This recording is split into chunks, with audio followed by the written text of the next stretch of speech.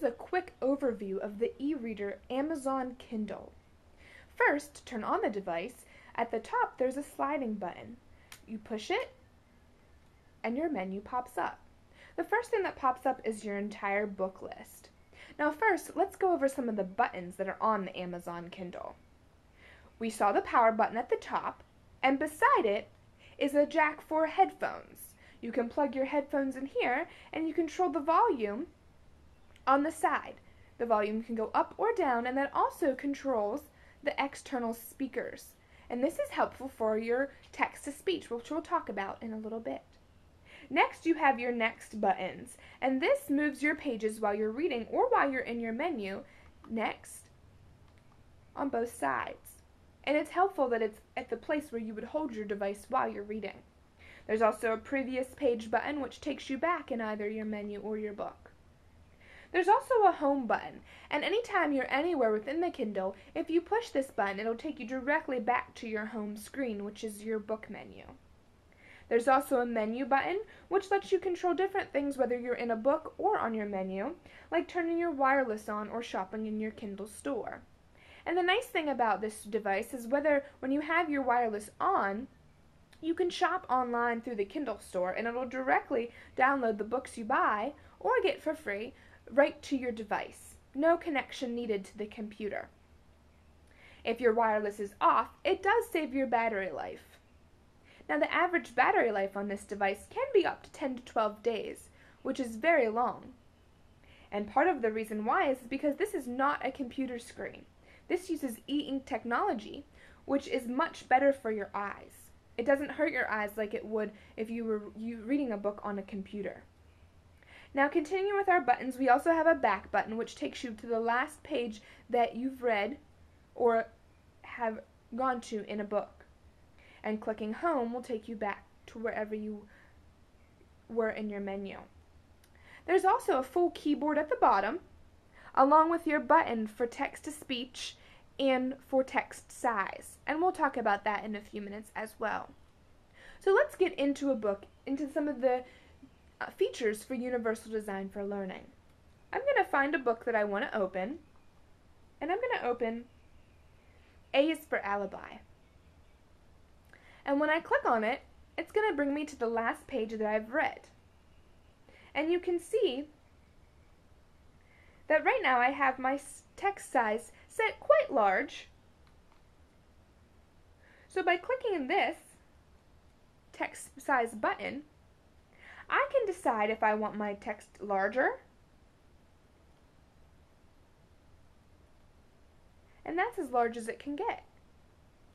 Also, I can decide if I want the fewest words per line or if I want more words per line.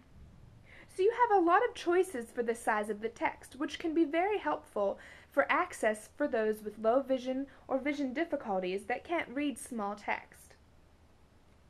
Along with this, I'm going to turn it back to a little bit smaller, just so we can demonstrate. You can also decide if you'd want to read your book up and down, or if you want it to read it to the side. And this can be helpful for those that might have physical disabilities and need to hold the device in a certain way. So we're going to click our button again and take us back to the regular way. And I'm going to show you how the text-to-speech feature works. This is a great way to use our e-reader as Universal Design for Learning, because you can either plug your headphones in or listen to it from the speakers, and it will read the book to you. So if you click the size button and you turn on the text-to-speech, it takes a few seconds to warm up, and as soon as it does, it will start reading the book to you. And again, we have the volume control on the side to decide if we want it louder or smaller. And you can see this little icon in the corner means that it's thinking, that it's loading. And as soon as it loads, it will start speaking. I had to go take some photographs of a crack in a sidewalk for an insurance claim, and I left the office shortly after she did, taking my VW out the freeway. I like my cars cramped. Now, to pause the text-to-speech, you simply go back into your text size and click pause.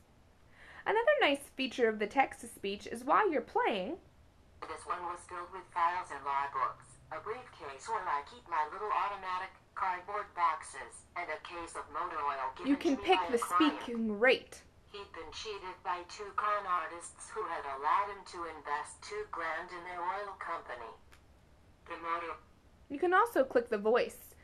We were on female, now I'm going to click to male. And you can hear the difference between the two. Again, the text-to-speech feature takes a few seconds when loading, just because it's more complex. But reading between pages and going to the menu, there's only a very slight delay, nothing that you'll notice on a regular basis. But you will have to wait a few seconds when using your I text-to-speech. had to go take some photographs of a crack in a sidewalk for an insurance claim, and I left the office. So that can be a very helpful way to use this e-reader as a universal design for learning. Next, I'll show you another feature that can be very helpful. Sometimes students are discouraged from reading books because they think that it might be too high for them. Or if they have a reading disability, they might not understand what a word says or how you say a word. By using your cursor to go down, we have to turn off our text-to-speech first. By using your cursor to go down and putting your cursor in front of any word, the dictionary pops up at the bottom. So for instance, I have my cursor in front of cramped, and on the dictionary it brings up feeling or causing someone to feel uncomfortably confined or hemmed in by lack of space. And if I click more by hitting enter, it will take me to the actual dictionary where I can find more definitions or keep on going through the dictionary. So that's a great tool to use on the e-readers, specifically the Kindle. If you click home, it will take you right back to your menu. Lastly, you can put the Kindle to sleep. And by doing that, you just move the cursor over and it will turn right to sleep. Now another nice option about the Kindle is that if you're reading a book on this, you can go directly to your computer, either a Mac or a PC, and you can bring up the book you were reading. Now it will store all of the books that you have, and again, it stores these books on the Amazon server. So while you can hold maybe 1,000 books on your Kindle, you don't have to have them all on there at once.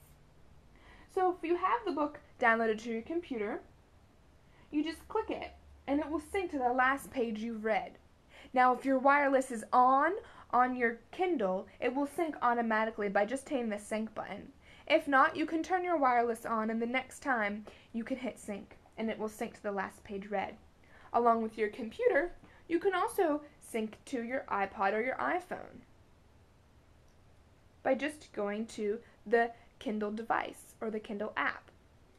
Now, the benefit of using the actual Kindle instead of reading on the computer is that the computer screen in the iPod or the iPhone doesn't have this e-ink, and this e-ink can really help for your eyes.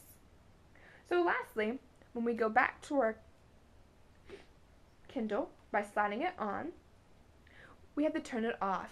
And by doing that, you just hold the button in on the top until the Kindle turns off.